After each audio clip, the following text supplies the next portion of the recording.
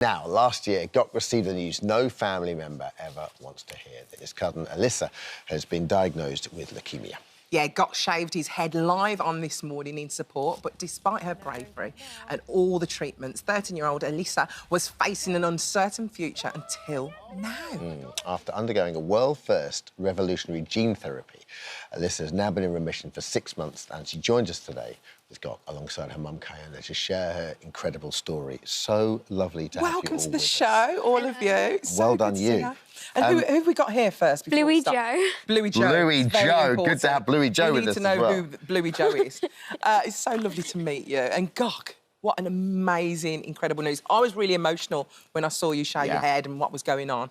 But how amazing is this news? Well, you just don't expect it to happen. You know, you get given the most awful news. Well, you know, Kiona, the whole family, the most awful news about Alyssa, and it just continues. It gets worse and worse and worse. And after treatment and transplants and everything else, then all of a sudden to get the news that actually, you know, science has, you know, cured the leukaemia. It's been so shocking and mind-blowing, hasn't it, Kiona? Yeah. Absolutely. Because I guess you just don't expect it. You just don't think it's going to happen, and you prepare for the worst because it becomes a way of dealing with what's going on.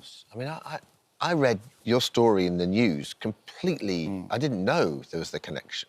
So I read it and I sort of had to read it 3 or 4 times to get my head around it. So can you explain the new therapy and how it's worked? So basically, Alyssa was diagnosed a 1.5 years ago, and she has a very common childhood leukemia.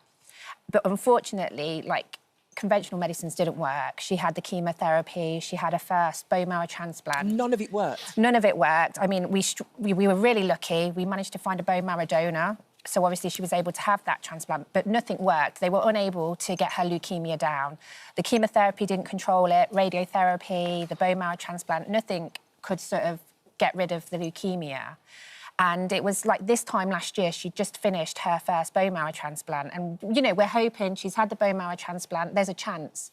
And then we had the news that, unfortunately, her leukemia hadn't gone.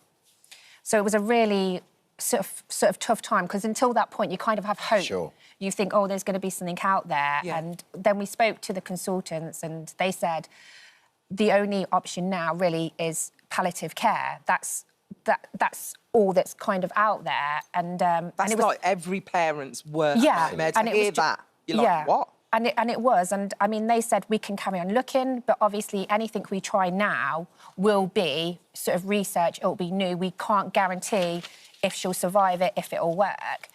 So as parents, that's really difficult. And Alyssa's always been very involved in her care. I love that. I love, you know, just sort of reading our notes, and you always want your parents to be honest with you. You said that, didn't you? And that's one thing that stuck with you. You said, what have I achieved? I always thought I'd make a difference, but not if I die now, which was just such an incredibly mature and almost adult thing. I hope you don't mind me saying, adult way to look at it. You know, there was no self-pity there at all. You were just so positive about the whole thing. I just wanted to make a difference. It's like, what's the point of having a life if it doesn't really have any meaning? Yeah. I'm not crying.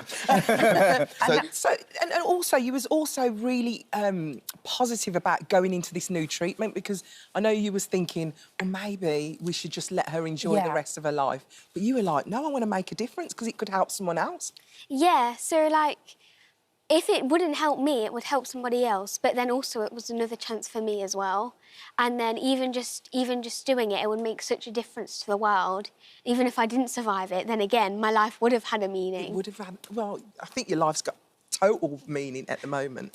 Where are we at the moment, then? Because is this the best that you've been at the moment? Yeah, I mean, at the moment, she's completely leukemia-free.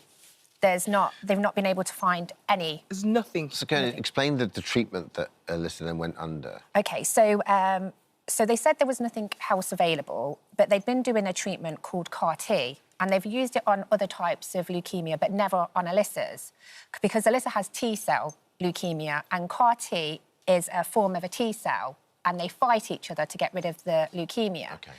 So they couldn't just put that into Alyssa's body because it would destroy her whole system and the cells would just fight against each other. Right. So amazingly, they got some cells from the Anthony Nolan register. They took them into the laboratory and they did these amazing things with it, like hundreds of hours of work, and people went into these cells, slicing them, dicing them, putting... Just amazing, like the amount of research that went into it. So clever. Yeah, it's like scientific. It's, you know, it's like otherworldly what they've managed to do. And then on the day of the transplant, they give her these CAR Ts, and it was like the tiniest little thing, wasn't it? It was like this. They came with this little syringe, and it was over within like 3 minutes. We called it cell day because So it was was it like, an injection? yeah, it was just like a little syringe that they put through her. It was like this big, had millions and millions of cells in that were going to go and fight her leukaemia, which it did. And how long until that took an effect? 28 days. And then they And did any the side tests. Yeah, she was very poorly because obviously there's all this going on, you know, lots of temperatures. Sure. She was neutropenic, she had infections, you know, she was in hospital the whole time. And then at 28 days, they said, we think we've managed to get it all. What? Yeah, she can now go for her bone marrow transplant, her second one. So it's a miracle. I mean, you just Unbelievable. cannot get your head around it, can you? No. And actually, the success of this, it's so incredible, and it's so wonderful for science as well, because it means that, you know, we're walking and stepping and hopefully leaping in the right direction, because, of course, as we know, you know, there are millions of people, millions of families around the world going through what we've gone through as a family, and this kind of gives hope as well, doesn't it? And you'll do anything for your family. I know what you'll do anything for anyone, really. Well, but you raised over 50 grand, didn't you? Yeah, and it was really important as well, because it wasn't... Yes, of course, raising money is wonderful. You know, an amazing charity that the family have used called Young Lives versus Cancer, who do amazing, like putting Kiona up and my cousin and her husband into a hotel, so they can be close to the hotel, close to the hospital, things like that, which are really important and very expensive. So it is about the money, but it's also about raising awareness, because we have to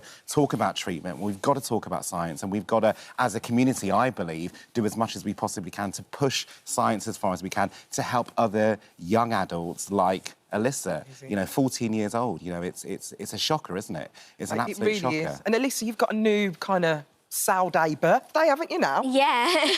So are you going to celebrate it every year? Yes, of Because course. that's the day of your new life, wasn't it? Yeah, yeah. And all my family has been raising so much money as well. My auntie shaved her head. She raised £20,000. And my granddad, he wrote a book where all the proceeds are going to the Ward 27 at Leicester Royal Infirmary. What's the book called? It's called The Cottage of Secrets. The Cottage of Secrets. Amazing. So clever. What a great family you've got. I know that, if it's OK, Alyssa wants to say some thank yous. As you can see here, Alyssa genuinely is one of the most giving, most gorgeous, most beautiful people you'll ever meet in your life. You can feel it. This is her, and she's got a list there of thank yous. So are we OK to read the thank yous out? Are you OK? Yeah. She's got that list. And you've got to sign this afterwards. She wants you to sign this afterwards, all right? All right? Not you, Dermot, just you, Alison. She has been teasing her brother all day because he's had to go to school, and he was like, can I not have the day off to watch? And we're like, no, it's the week before Christmas, you've got to go in. Watch it back. Yeah, so that's it. I want to thank Robin Ward at Great Ormond Street, where I stayed, and Ward 27 at the Leicester Royal Infirmary, where I spent when I was first diagnosed, and also Sheffield, where I had my first bone marrow transplant. And then there's all my family and friends that stayed in touch and tried to donate their bone marrow, go on the bone marrow registry and things like that. And everybody who's donated blood and gone on the registry and things. It helps so many more people than you would think. It's absolutely amazing that you could ever do that. And to all the scientists as well, and a special thank you to my brother. When you watch this back later, for always being there for me and for FaceTiming me religiously every single night. You should have given him the day off school for that. Poor guy. Oh, that was lovely. Well, listen, you know, we want to give you a little thank you as well, don't we, Alison? Oh, God, I don't know if I can do it. Oh, you've really brought me to tears. So you're such a giving person, I can see that. So we thought we'd give you something lovely. We know you're I can't do it, oh my God. Don't worry. We know you're a huge Harry Potter fan, aren't you, darling? Yeah. So we've arranged a VIP experience for you and your whole family at the Forbidden Forest, a Harry Potter experience in Cheshire. In addition, the whole Harry Potter team have arranged a bundle of magical treats. And we'll give you your very own wand, which is marvellous. And your brother, I'm sure, will get one too. We'll let him go on. How do you feel about that? That's absolutely amazing. Yeah, I do you can't wanna say believe thank it. you? Thank you so much. We're so great to have happy you you're here. here. We're so happy, honestly. Thank you, God. Oh, thank you for having us. Thank you.